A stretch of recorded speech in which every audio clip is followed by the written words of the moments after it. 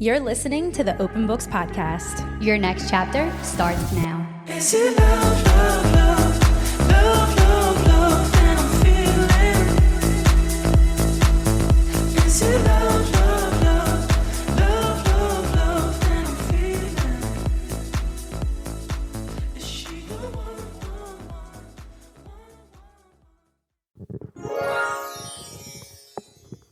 Hey everyone, and welcome back to another episode of the Open Books Podcast. Today we are here to discuss another phenomenon. I say that every episode, but It's true. it is so true. We're here to talk about the Menendez brothers case. Yes. Specifically, the actual case and the Netflix series that is everywhere. If you're on social media, you have not escaped this. So true. Yeah, let's just dive into it. Yeah, so this is our first true crime episode, kind of, which I'm really excited for. Even though we talk about true crime all the time. We do, and if this goes well, or if you guys like it, it's definitely another mini episode that we can start incorporating. Absolutely. Because we were kind of saying in our monthly report that watching TV or watching things that are trending has definitely kind of become part of what we do. We watch it and recap it. Yeah, organically too, which is kind of morphed into it. Yeah, exactly. So like you said, this case of the Menendez brothers has definitely resurfaced because the Netflix show has come out about it. So it has caused us, one, to really become obsessed and deep dive. We both watched the show. And we really want to talk about the real case, compare it to the Netflix show, and just talk about it's very infamous almost, It is. What happened in this family. And there's so many different sides that you get of the story, especially in the Netflix show. So we kind of wanted to present the true crime case, the facts of the case, talk about the Netflix show, and just discuss. Yeah. Let's do it. Let's do it. So I'll go through what actually happened in real life. What I did is, after I watched the show, I'll start by saying this. I had already heard of the Lyle and Erik Menendez case. Had Same. you? Yes. Okay. Most people had, but I never really did a deep dive. I saw the clips of the brothers, and a lot of what I had known was that there are two really attractive brothers who killed their parents. They were rich family. Rich family who killed their parents. I didn't know much more about it. And so when I saw the show, I was like, oh, fuck yeah. Once I was in the show, I knew that this was something I need to look deeper into. So then I started watching the documentary on Amazon Prime. And then, of course, it's just, once you start talking about something and watching it, it's everywhere. So it's all over my TikTok. Yep. Facts of the real case, pieces and parts of the actual trial, the brothers talking in real life. So through my research of this documentary that I watched, I've kind of put together a timeline of what happened in the real case. The first thing that caught my attention was this word, double parricide, and it is when a set of siblings kill their parents or close relatives. So it's called parricide. Had never heard of it. So the term can also refer to just one person who commits the act. You know what you want to say, huh? What? Damn. Double homicide. No. Damn. Double parasite. And then she's like, bitch. I love that one so much. It just was stuck in my head. Bitch. Are we so unserious? We're so chronically online, literally. Okay, but double parricide is what this case is. So the killing of both parents. So parricide is considered a serious crime. Offenders can face obviously long prison sentence, life in prison, or even the death penalty, but it's one of the most rare crimes committed ever. So through the research, I've found that most cases of a double parricide are always met with dark, disturbing family past that usually involves some type of childhood trauma, most of the time being sexual or physical abuse. So that's good to know that this is not a common crime. Here's the summary of the true events surrounding the Lyle and Erik Menendez case. Let's start with a little bit of a background. So Lyle and Erik Menendez were raised in Beverly Hills, California by wealthy Cuban-American music executive Jose Menendez and his wife Kitty Menendez. On August 20th, 1989, Lyle, who was 21, and Erik, who was 18, shot and killed their parents in their home. The brutal murders were initially believed to be part of a mob hit because of the execution-style nature of the killings, but suspicions quickly turned towards the brothers. So here is a quick synopsis of the actual murders. So the crime scene. Jose, the father, was shot while sitting on the couch, and Kitty, the mother, was killed while attempting to flee. So she was kind of found lying on the ground in a position that looked like she was trying to run away. The brothers used shotguns to carry out the murders, firing multiple rounds at both parents. The initial claims were that Lyle and Erik initially claimed that they had returned home to find their parents dead. However, evidence, including the fact that the brothers spent significant amount of money on luxury items a month following the murders, raised suspicions. Here's the confession that is true. This is how it actually happened. Was through the therapy sessions. So Erik Menendez eventually confessed to the murders during a session with his therapist, Dr. Jerome Oziel. The confession was taped, and Oziel's girlfriend at the time, so his mistress, because he was married, named Judalon Smith, later reported the tapes to the police, which became critical evidence in the case. So that part was a fact Yes. in real life. Okay. And I didn't know. Me either, because that was one of the things I'm like, I wonder if that was dramatized for the show. 100% true, which is even Wow. more crazy. And we'll get into more in depth about that. So the motive, this is what the prosecution presented. So during their trial, the Menendez brothers admitted to the killings, but claimed they acted in self-defense, though the prosecution claimed that they did it for money, basically. The boys alleged that they had endured years of emotional, physical, and sexual abuse at their hands of their father, Jose, and they also claim that their mother, Kitty, was aware of the abuse and did nothing to stop it. Here's a quick recap of the trial. So there were two trials. The first trial was during the years of 1993 and 1994.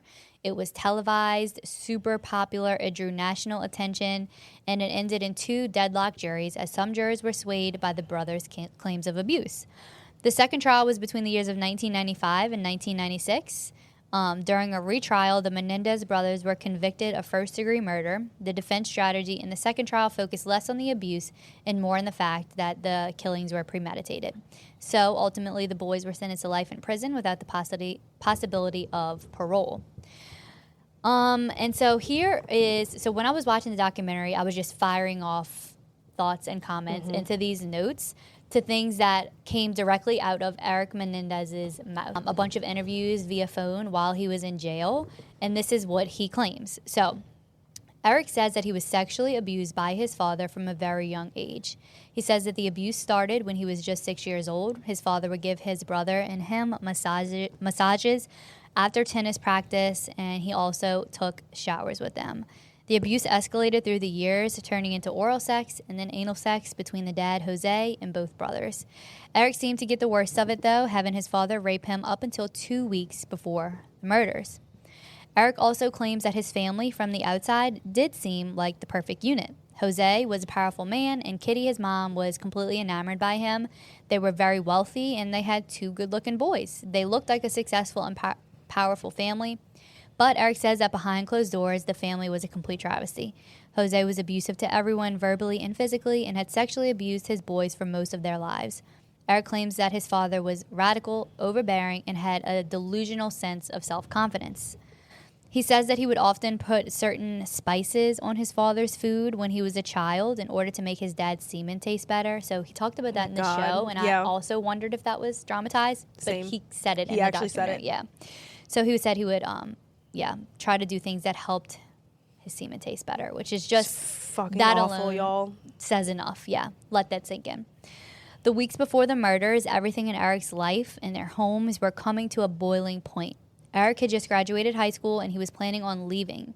He says that his father threatened him, telling them that he would never leave. This made Erik feel completely defeated, like his life was over. He finally, in that moment, told his brother Lyle that his father had still been molesting him, just like when they were kids. I guess Lyle didn't really know that it was still going on. So this caused outrage in Lyle, who then confronted their father, Jose, and told him to never touch his brother again. Jose fought back, saying that Erik was his son and he could do anything he wanted. Their mother, Kitty, in this moment also told Erik that she had always known what was going on. The brothers felt like their parents were going to kill them and to protect their dirty family secrets. They decided that they had no choice but to kill their parents first. They went on a family boat trip right before the murders, which is in the show. That was true, too. Also true. And because I didn't finish this. Is this from Eric's tell-all? Yes. Okay, so I didn't finish that. Okay. So I'm glad you finished and had these notes. Yeah.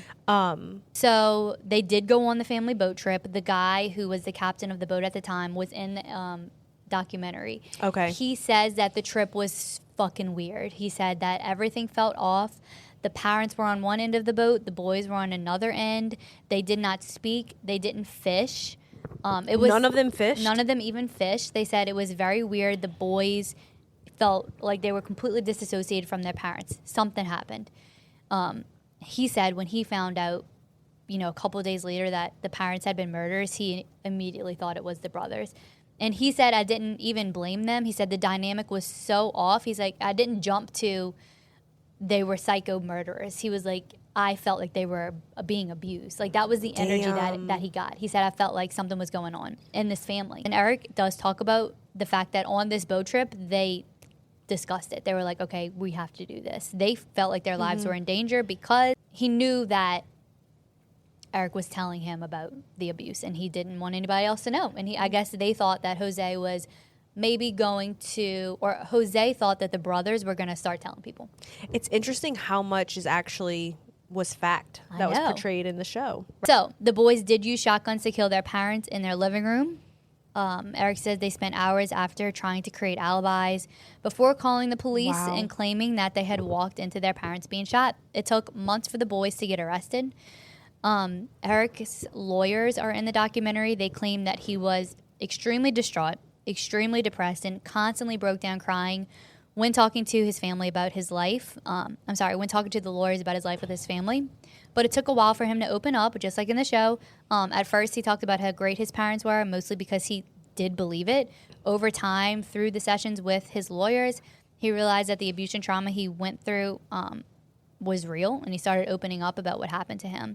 Jose's co-workers were on that show. They were interviewed. They said that he was one of the cruelest people they had ever worked with. He was definitely like a tyrant. I need to go finish this. Yeah. And this is people that in their real lives. The investigator said that the boys seemed very detached after the murders, which definitely drew suspicion on them. For example, they started asking to get their tennis equipment out of the room where their parents were murdered. I think in the show it's like from the trunk. Yeah.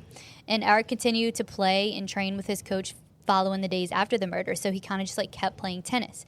Now, Erik comes on and says that he did do this. He recognizes that it looked weird. He said it was just a coping mechanism for him. He completely disassociated what happened, and it was kind of just his way of dealing with it. In real life, the boys were given access to all their parents' money and credit cards after the murders, and they did spend a lot of it. In total, in real life, Lyle spent $314,384. And Erik only spent $9,392. But they spent it on things like new cars, new watches. That part is kind of like... It's weird. Very weird. Yeah. Erik also says he recognizes this was weird. He was like, we didn't know what to do. Like, he has no real reason for it. Kitty's brother was on the show. He claimed that being in that house was really strange. He said it was... awkward. He said that they would always go in, or Jose would always take the boys into the showers with them, shut the door. That is not okay. Right. He said it was like this unspoken thing, like you wouldn't dare ever talk back to Jose because of his like powerful demeanor, that it was weird, but no one ever really said anything. One of the cousins also came on the show and said that and confirmed that yes, Lyle confessed to him when he was little that his dad was touching him. He asked, is this normal? Does your dad do this to you? So it was something that was known within the family. It just wasn't talked about. Damn. Dr. Oziel was his actual therapist, and Erik did confess to him just like in the show. Lyle comes on the show on the documentary and says that he was yelling at Erik in his office that day. So they were kind of like having this argument, like, why did you confess? Dr. Oziel did record the boys against... patient, and he did tell his mistress, who did tell the police, just like in the show, all of that was true. The therapist in real life was definitely a scumbag. Yeah. Erik says that when he was on trial, he was very heavily medicated for his extreme anxiety and depression. He was unable to really control how he looked. He didn't know how to act. He knows he faces a lot of backlash about him and his brothers because of his facial expressions and demeanor during the trial. He definitely looked smug and arrogant. He smiled sometimes. Yeah. He says he regrets that, but he says that he was crying every single day, extremely unwell behind closed doors. He was just heavily medicated, coping with the trauma. He didn't know how to act. He probably couldn't have showed up to trial if he wasn't medicated. Yeah, he said that. He's like, I couldn't live. I wanted to die. I wanted to kill myself. And he said, I told people that all the time. During the trials of the murders, the boys both took the stand and they did emotionally relive the night of the murders and the sexual abuse that they suffered. So those clips are circulating right now. They're very raw, very emotional. I don't understand how a jury could think that wasn't real. Right. It seems very real to me. They both bawled. They struggled with their confessions, but overall, the jury and judge ruled that the boys got life sentences in prison without the possibility of parole. They were separated, brought to different prisons, and now there is a documentary coming out about them on October 7th, which hopefully both the boys are able to tell the story from their own mouths, or leads us into the actual Netflix show that came out where we can maybe kind of compare the facts of the case and the way it was portrayed in the show. Right. So the new Netflix show was Monsters, the Lyle and Erik Menendez story. It's the second installment in Ryan Murphy and Ian Brennan's monster anthology series, following the success of Dahmer, which You watched, right? yes, you watched that too, right? I loved it. Yeah, It was really well done. It was well done. This season centers on the infamous Menendez brothers, Lyle and Erik, who shocked the world by murdering their parents, Jose and Kitty. The series delves deep into the brothers' personal lives, their alleged abusive upbringing, and the highly publicized trials that ensued. So their casting, to me, was a 10 out of 10. Yeah. So I completely agree. I thought it was so good. Yeah, the way that the cast looked, their appearances were so similar to every single person in this case that was the real life people. The actors were so amazing. I thought the casting was 10 out of 10. Casting was great. So we had Nicholas Chavez. He was starring as Lyle Menendez, the elder brother. He's best known for his role in General Hospital. Had you seen him before? No. Me either. Star. And he's in General Hospital. Never knew that. Me either. But I do want to tell you that I started watching Grotesque. He's in it.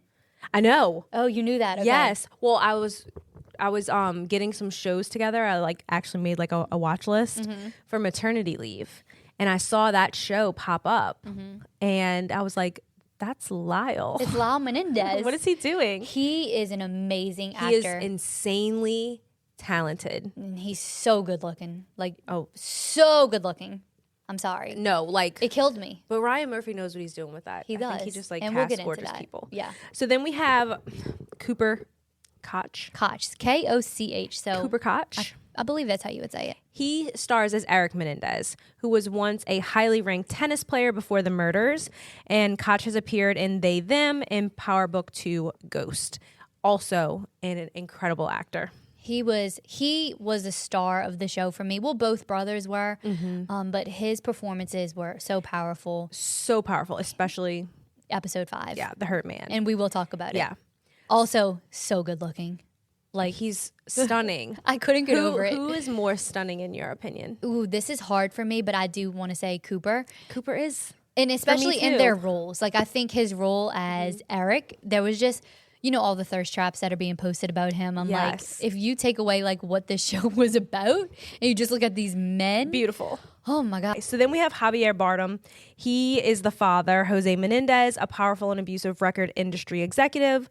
This role marks Bardem's TV debut, though he is famous for films like No Country for Old Men and Dune. Oh, he was in Dune. Oh yeah, he looked very familiar. I've seen this actor before. I think it is No Country for Old Men, because Josh was like, I've seen him and stuff. Me too, yeah. It's crazy because I feel like the actor seemed more powerful than The real real dad. life. Yeah. Especially it was his demeanor. yeah. Yeah, and we've never seen the real dad speak. We only see pictures, so Right. the real dad looks a little more corny than this guy. Dweeby. Yeah. All right, then we have Chloe Sevigny. Yeah. I mean, Yeah. she's literally so well known. I just Right. can't say her last name. Y'all know who she is. We all know. She stars as Kitty Menendez, their troubled mother. She has worked with Ryan Murphy before on American Horror Story. That's where we've seen her. And is known for her roles in Big Love and Russian Doll. She did phenomenal. Phenomenal. Have you ever watched Russian Doll? I haven't. Amber, I forgot to tell you about the show. It's a Netflix limited series, but it's one of those shows that's so good. It's Behind Her Eye. It's about multiple dimensions and universes. It's really good. Okay, so I have to add that to my watch list. And Chloe Sevigny, or however you say her name, Sevigny. she's a Really that's great right, actress. Savini. Yeah. So the supporting cast includes Ari Grainer as the brothers' defense attorney, Leslie Abramson, Dallas Roberts as Eric's therapist, Dr. Jerome Oziel, and Leslie Grossman as Judalon Smith, which Leslie is also in American Horror Story. Okay, she looks familiar too. Yeah. And they all played a key role. Leslie Grossman. So after I watched the documentary, she looks just like the actual Judalon Smith. So Judalon Smith comes on, Yeah. you see she's actually in part of the trial. So I saw the real her. They're identical. Like this cast couldn't have been more perfect. I feel like Ryan Murphy does a good job with that, casting people that look very similar. I really love Ari Grainer. The defense attorney who played, she was fabulous. She was phenomenal, and I really just loved her voice. Me too. It was so comforting. It was comforting. I'm like, can you read me bedtime stories? Because I Yes. just love the way Her tone. it's definitely her tone. I'm like, keep going. Yeah. Keep defending these boys. So there is a lot of press around Yes, this show. there is. So the series has sparked some serious controversy, particularly around the portrayal of the alleged incestuous relationship between the brothers, which in episode 1, I was like, there's a little too much chemistry happening here Yeah. for my likings. The brothers looked like they were in love. Yes, and that's what I mean by this is I don't think I like this because Yeah. I don't want the brothers to be in love. I No. want to know about the true crime. Yeah. So this is something that obviously has not been confirmed in No. real life. And that's what the problem with a lot of the show is that Yes. it tells the story from multiple different angles, and a lot of the things that are shown are fictionalized or at least not proven. Right. But there's people like us who do our research and we know those things. But I think where it gets wonky is there are people who just are going to watch the show and believe that the brothers had an incestuous Right. relationship, and that's not That's proven to not- be true. right, And I that's- don't think it is true. I don't think that's true either. Yeah, it was a weird thing to see. I don't want to see brothers kiss. I don't want to see. Right. So the Menendez brothers themselves have pushed back against certain aspects of the show, claiming inaccuracies. Despite this, the show has drawn significant attention, largely due to its star-studded cast and ongoing public fascination with the case, Yeah. which, like you were saying earlier, it's everywhere. It is all over, especially the testimonies in court by the brothers. Yeah. So this case became one of the earliest examples of a televised true crime phenomenon, and the new series brings this media circus back into the spotlight. So Yeah. here we are, full circle. Right. This season of Monsters aims to explore not only the brothers' motivations, but also the larger cultural dynamics surrounding the trial and how it shaped the true crime genre in the 1990s. Yeah. Because we do see in the show the O.J. Simpson trial. Yes, I is thought that was so weaved in. interesting. I'm like, okay. First of all, the way that they weaved it into the show, So smart. brilliant. Yeah. I think about this show. I mean, the show, but more specifically the case. Yeah. I haven't stopped thinking about it since we No. started watching. And we constantly are sending stuff back and forth. So here's some big takeaways from the show. Okay. Lyle and Erik being portrayed in an overall negative light. They are shown to be arrogant, rude, and spoiled in the first couple of episodes. It's not until the 5th episode that we really do get that deep dive that we were talking about into the trauma that they experienced. Episode 5 is a still shot of the actor who plays Erik. He gives a 40-minute monologue, and it was unbelievable. Yeah. As he goes through the journey of what he experienced with his father sexually abusing him starting at the age of 6 years old. He talks about the confusion, the hurt, and the fear that is instilled inside of him his whole life. His performance was powerful. One of his lines being, "I'm not even real." What are our thoughts on the portrayal of the boys on the show? Thoughts on episode 5? I mean, we kind of talked about this, but Yeah. that was the best episode in my opinion. For sure. I think this will be our biggest talking point because it is the strangest aspect of the show to me when I was done watching it was the way that the boy, specifically Lyle, was portrayed in a way that was really not flattering. So they made him seem like super arrogant, really rude, Yeah. really pretentious, spoiled, and like an asshole. Spoiled brat. Yes. Like a spoiled little brat. Especially the scene where his dad, Jose, takes him to get a car. He's like, I can reach the other side.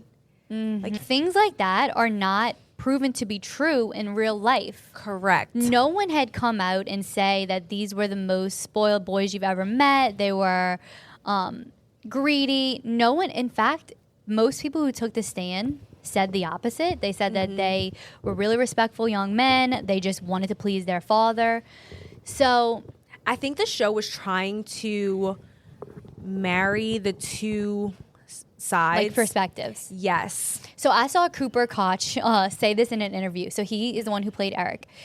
And this was brought up. Like, the people are a little confused by the show because it shows multiple perspectives. Now, there was that one guy, I forget who it was, but he was like talking to everybody at a dinner table throughout a lot of the show. Maybe he was like a journalist, his maybe? daughter was murdered, right? Yeah, I think he was some type of journalist. Yeah. And so Cooper says that there's this one part of the show that I noticed, and I wondered if other people did. So a lot of the show, this man is speaking to a group of people, and he is like the perspective that is completely against the two boys. Yes. The whole show, he said everything he says shows the boys in a negative light, and then the show will flip to a scene of them acting in the way that he's explaining. But at one moment, the man looks out into the group of people that we've been seeing him talk to this entire time, and the people are gone. And it makes us, the viewers, go, well, maybe he hasn't actually been talking to anyone this whole time. Right. It's just his thoughts and opinion on the boys. And so I think what the show was trying to do, now that I've watched it in full circle and everything, I think what Ryan Murphy was trying to do was show perspectives of everyone. And so his perspective, or this guy's perspective, was the people who believed that the boys were animals and out for money. Yes. I thought that part was Powerful. really powerful. When he looks out and there's no one there. And no one's there. That made me go like, okay, so maybe the show isn't trying to make us believe this about the boys. It's trying to show us what some people believe. Yeah. I think that was what I do think that's what Ryan Murphy was intending to do. Okay. I do. That's my thoughts on it. I think so too.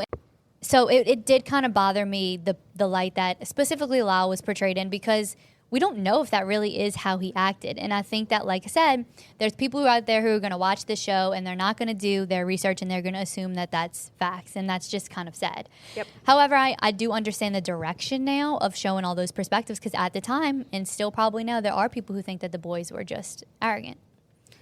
I think what doesn't help the spending of the money, Yeah. and the lying, and the lying at first, and that they admitted that when they were on the boat that they were, I mean, it was premeditated. Right, you can't deny It the wasn't fact. the heat of the moment. Like, that is probably why some people are like, yeah, they're monsters. Right. Whereas the other side of it was an act of self-defense. It was an act of two boys who really knew no other way. All they'd known their whole life was abuse and violence, and they didn't know that there was other ways out. It's hard to say they didn't know because they were grown at this point, and I'm just like Gypsy Rose. Like, you could have made another choice. Wasn't there a doctor or someone that said that their mental levels was much lower than Yes. 21 and 18 though? Yeah. There was someone who took the stand and said that, so a psychologist who spent time with them, which I think tracks, because as we see from, I guess I could kind of lead into episode 5, the monologue that Eric gave, it was extremely emblematic of a child who had been abused at such a young age. He literally took us through the entire journey, started when he was 6 years old. While he's explaining what happened to him to Leslie, he's kind of like unpacking his trauma and realizing things.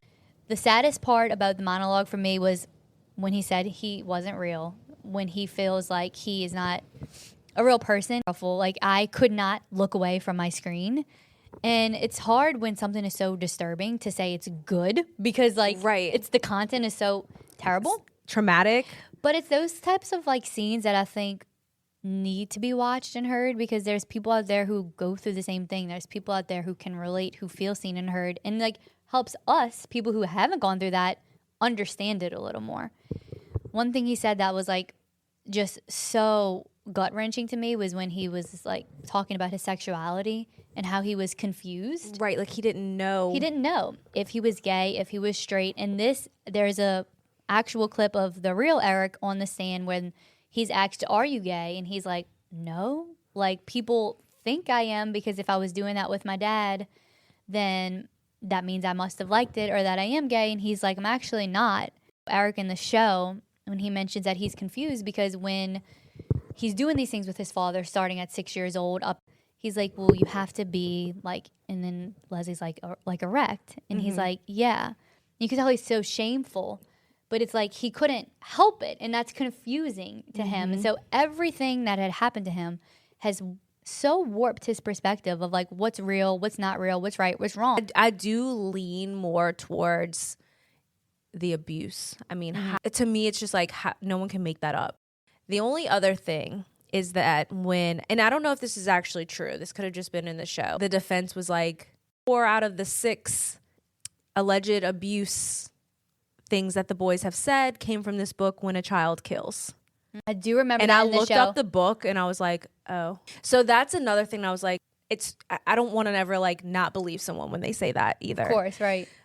But I think that the defense also just sold a very, I think they were just a solid, not defense, prosecution. I think they were a solid prosecution team, especially when they were like, the boys didn't claim any of this until the lawyer came around. Is it true?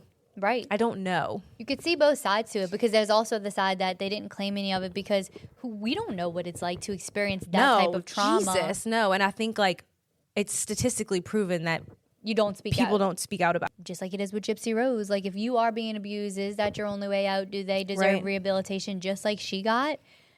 I don't know. I don't know. I think they do. I think that they've spent enough time. And after all my research, I mean, they've been in there for what, over 30 years? Yeah. I think that they deserve freedom. A second chance. So the show has an underlying tone of homoerotica. There are several scenes that almost come across as pornographic, especially between the brothers, and Erik specifically that portray him as homosexual, though Erik in real life claims he's not. Thoughts on this? We kind of touched on it a little bit. Yeah, like this feels so unnecessary. Like I don't need to see this. Yeah, it definitely was not. It felt icky almost. Yes, like I was like, I don't want to see this. Or even the scenes with Erik and another prison mate in the shower, like and just doing sexual things with each other. I didn't understand the point of it. Now, after we've kind of like talked about or broke down how we think that the point of the show was to show different angles, I think that was to show the angle of people who believed that the brothers had an incestuous relationship, were gay. Yeah. Because Lyle did come on the stand, and this is what we had mentioned earlier, or I don't know if he said this in trial or just in the documentary, but he admitted to abusing Erik as well when he was a kid, just like in the show. He was just mimicking the behavior that was done to him, that he endured, and he was young. He didn't know what he was really doing, but he does admit to that in real life. So I think people took that and ran with it as the boys had an incestuous relationship. So I think that's why it was portrayed in the show. At first, I was like, I don't really want to see this. This is fucking gross. But I think Ryan Murphy also just like adds that like borderline freaky sexual He does. flair If you think to a lot of his shows. Right. If you think back to a lot of his projects, American Horror Story, there's always an underlying tone of sex in everything. Yes. And so, yeah, I think that's just part of like his vision. The difference between Dahmer and this show is the moral question, because in Dahmer, it's like everything Jeffrey Dahmer did was wrong. There was no question that he was no not redemption. okay. There's no redemption qualities in Jeffrey Dahmer. There was no question. Everything he did was completely wrong. Where this case, it's a little bit different. So that's why I think that's where the show's different. Though the show was dramatized and fictionalized in many ways, many parts of the show were based on true events. For example, the boys' excessive spending after the murders. What do you think about their behavior after the murders? Yeah, and that's kind of what you just said. That's kind of like what doesn't help them. Because no, it does not help their case. Although they were abused, and I do wholeheartedly believe the abuse. If they had acted differently, I think, and I'm sure they know this now, and I'm sure they live with lots of regrets, but if they had just done things differently, even after the murders, like say they still killed their parents, but then immediately confessed to everything, to killing them, to the abuse, to why they felt like they needed to defend themselves, like I don't think they'd be sitting in jail today.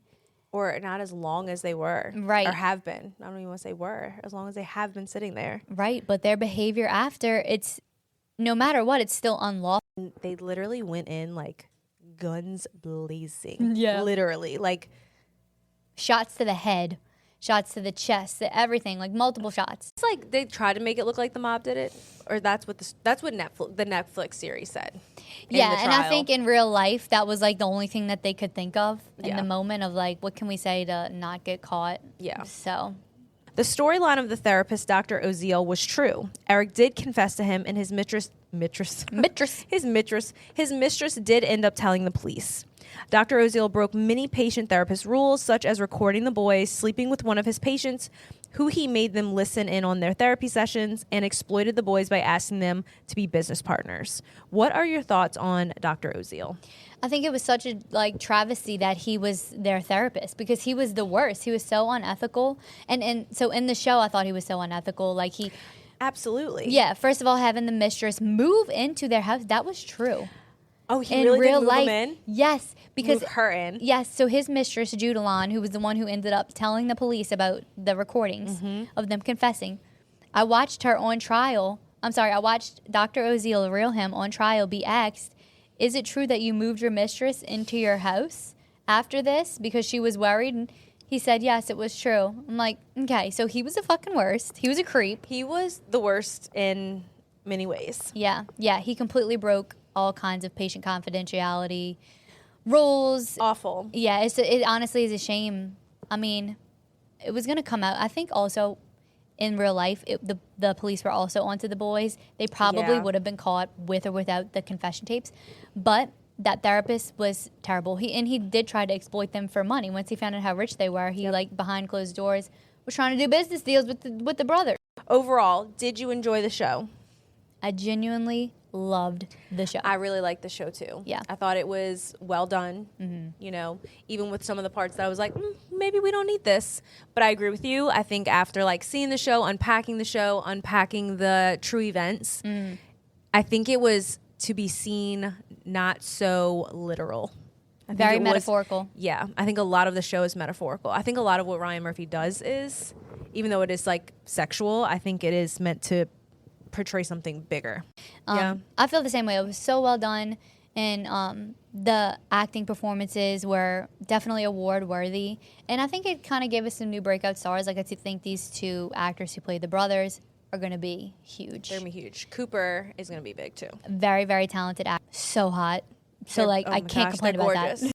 You guys let us know if you like this style of show because Yeah. it's so much fun. It's kind of different for us.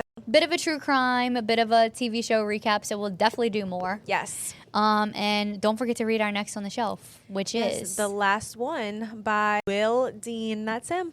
it's very It's good. a good book, y'all. Read along with us, send us your thoughts. You know the drill with that. You so. know the drill.